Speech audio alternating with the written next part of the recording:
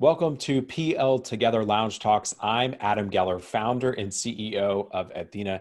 Today, we're talking with Deborah Ball. She is a researcher, a professor at the University of Michigan School of Education, the founder of TeachingWorks, and another role which many of you know her for, but really relevant to what we're talking about today, a practicing math teacher. Deborah, thanks so much for joining us for Good Lounge to see you, Talks. Adam. Good to see you as well. Well, today I want to talk a little bit about math. Folks know you as a math scholar and someone who has a lot of opinions about how to teach math. So let's, I guess, the math curriculum is very big.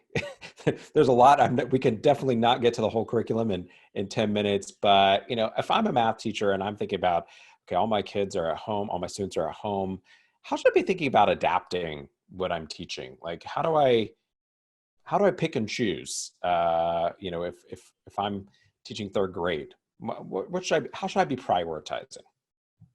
Yeah, that's a great question, Adam. And I've been trying to think about this, and I wouldn't pretend to have answers for this for sure. But I think there's some opportunities right now that we might want to take. Um, I think that most of us who have been around for a while and been teaching for a while have seen the curriculum in the elementary school and certainly the other levels just get layered with more and more and more. Very little ever leaves the curriculum, and everyone talks about how more things just get added.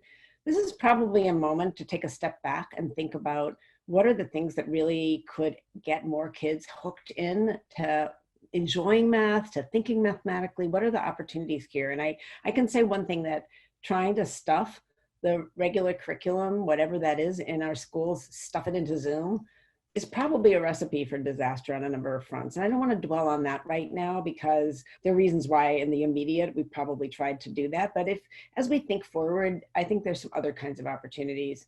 For example, we often know that for children to engage in some pretty significant mathematical problem solving, that takes time. And in school, we're often so pressed for time.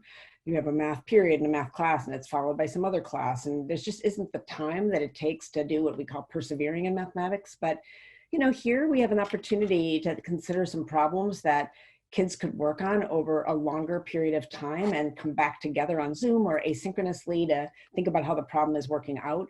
And there is a collection of such problems that are pretty easy to get into, but not simple to finish, that I've seen from the work that I do with children. Children get really engaged in, including children who have thought themselves as not being interested in math. I'll give you one example that is pretty straightforward and kind of simple on the surface, but is the kind of example. It might not sound all that exciting, but I've seen kids really take off on it. And it's as simple as this: write equations for 10. So, kids will start off, if they're little, they'll write things like, 8 plus 2 equals 10. And then, they start writing things, and sometimes with a little bit of a nudge, they realize, oh, like, it doesn't have to just be adding, I could subtract. But within moments, and depending on the age and what kinds of tools they have to bring to bear, they're trying to see, like, what kind of fancy things can they write with, like, multiple numbers in it or different operations. And the more sort of arithmetic and other calculational tools they have at their disposal, like factorials or, any number of things, they can become more and more intricate. Pretty quickly, kids of many ages begin to realize, like, hey, this is going to go on for a while, which raises a really interesting question. Like, is there a finite number of solutions to this problem? Well, actually there isn't.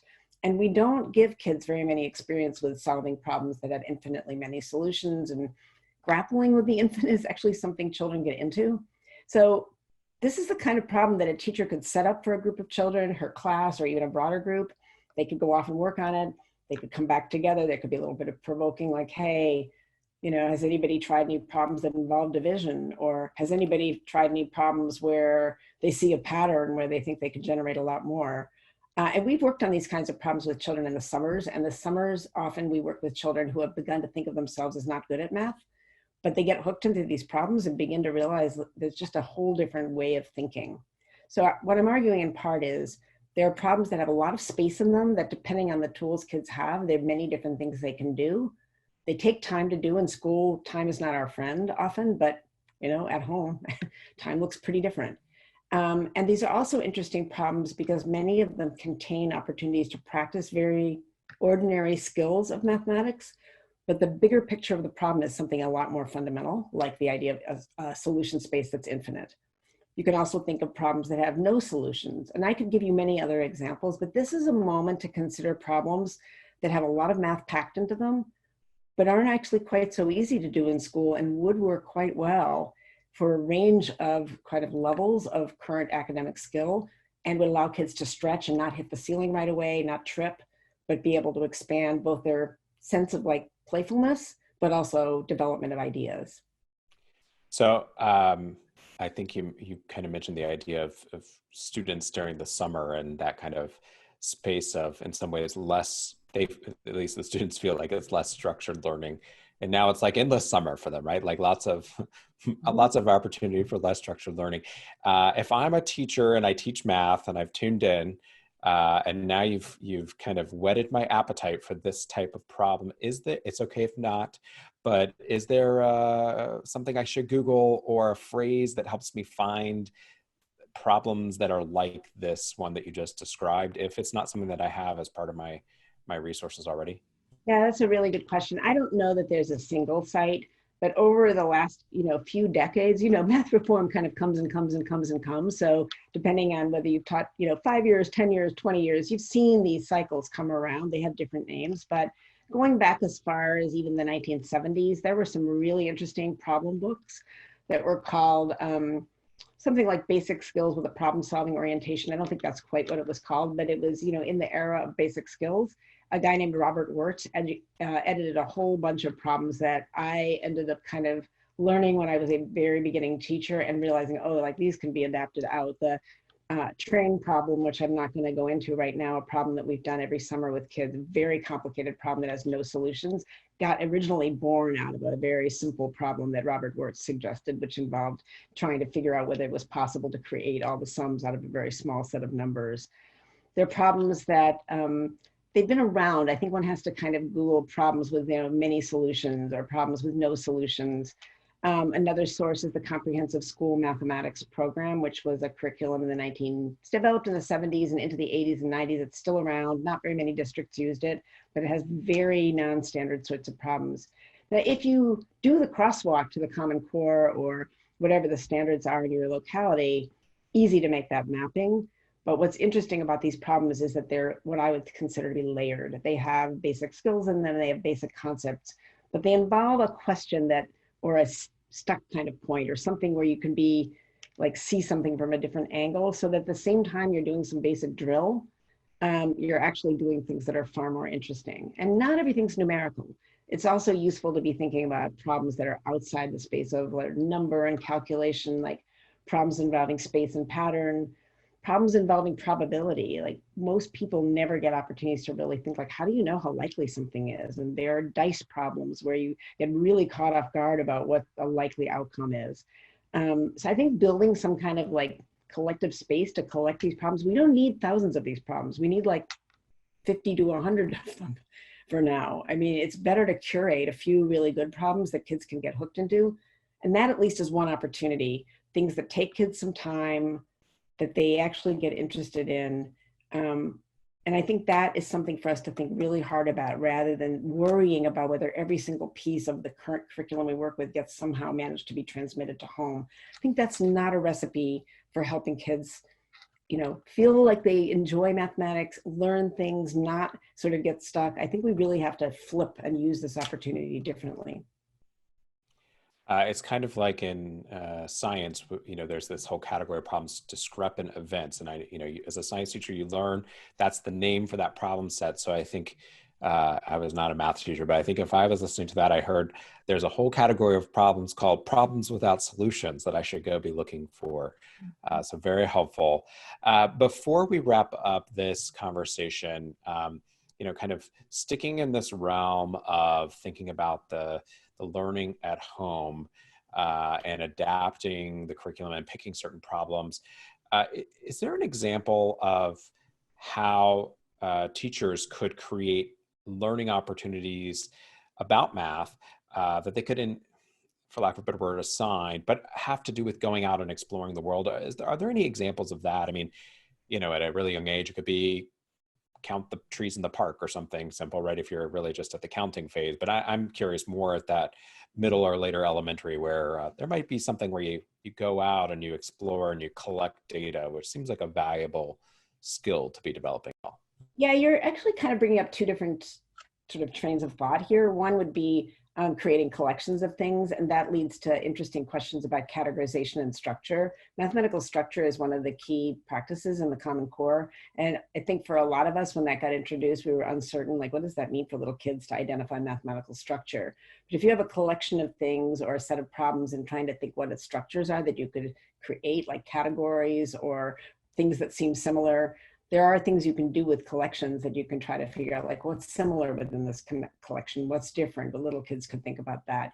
You can try to think about what does it mean to compare collections? And that took me to another kind of thinking that you raised for me in that question, which is we don't spend enough time thinking about what this sort of basic question of how much or how many, what that question's about. When we ask it of little kids, we're always assuming a counting type of answer, but we ask questions about how much or how big or how many over all kinds of different measurements. For example, is it more or less cold today? Is it, is something taking up more space than something else? Is something longer than something else? Is something taller? Is something more numerous? And we know from Piaget that kids mix those sometimes. They think something's more because it takes up more space. There's a lot of playing around with questions of comparison of quantity and measure. What does it mean for something to be later than something else? That's also a measurement. Measurement of time, volume, weight. These are all different kinds of measurement. And with a little bit of just sitting back and thinking, many, many people could be stimulating children to ask many more questions about find something that's more than something else and what makes you say it's more. And open your mind to think that they might not be comparing number, but they might be comparing how much space something takes up or how much it weighs or how long it takes to carry it somewhere. And invite children to think of lots of different ways to compare, in some sense, the question how much or how big among, and think of reasons for that, which that gets you mathematical reasoning. It opens the space of what measurement actually means. But I do think that for this to happen outside of school, teachers might have to have the space to be able to be released from thinking they're just taking their curriculum and putting it into Zoom, into meetings for kids, and thinking, are there some things that are worth spending a little time on that they could explain to families and that kids could kind of have some time and space to think about. And I wouldn't worry so much that the kids are going to, quote, fall behind. This, in fact, would give kids an opportunity to be enriched mathematically in ways we often don't give them time for.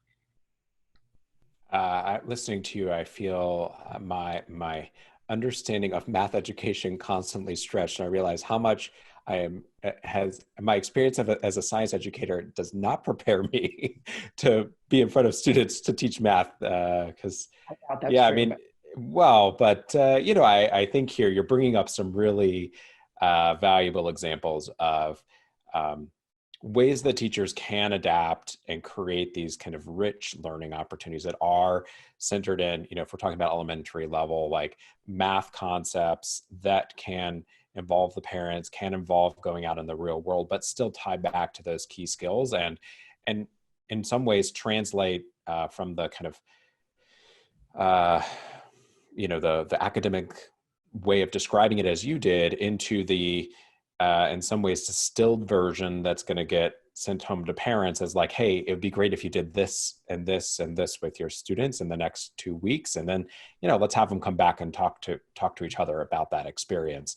So I think you kind of broadened ways to think of what's possible. A fast talk, but we will continue together in just a moment. Deborah Ball, thank you so much for joining us for another PL Together Lounge Talk. If you're joining us for the first time, you can listen to more conversations at pltogether.org. Deborah, thanks again for joining us. Thank you, Adam.